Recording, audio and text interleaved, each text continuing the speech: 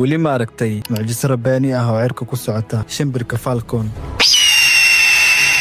wuxuu ka mid yahay xayawaanka ugu khatarta badan ee duula, wuxuuna ka duwan yahay shimbiraha kale qaab dhismeedkiisa cajiibka ah. mucjiso rabbaani ah oo ku socon karta xawaare aan rumaysan karin, taasoo ka dhigtay xayawaanka ugu dheereeya. intaa waxaa u dheer, falcon wuxuu aadanaha ka saaciday inay samaystaan diyaaradaha dagaal ee ugu khatarta badan, isagoo muujinaya isku xirnaantiisa cajiibka ah. falcon waa mid ka mid ah xayawaan leh aragti aad u dheer oo dabiici ah, wuxuuna ka mid yahay shimbiraha wax ugaarsada kan ugu bahalsan, waxaana lagu tilmaamaa inuu yahay shimbirka ugu xawaaraha badan adduunka oo gaari kara 390 kilomitir saacadii, taasoo ka dhigaysa afarjibaarka xawaaro badan haramcadka oo isagana gaari kara 130 kilomitir saacadii. falcon ma aha shimbir keliya oo duulimaad iyo dheerayn lagu qadariyo, ee waa calaamad ka mid ah calaamadaha eebe ku muujiyey qudradiisa iyo xigmadiisa. quruxda dabiiciga ah uu leeyahay shimbirkani, iyo habdhismeedka cajiibka ah, iyo doorka uu ku leeyahay cilmi baadhista iyo dhaqamada dadkii hore, waxay ka dhigayaan makhluuq lagu cibro qaato.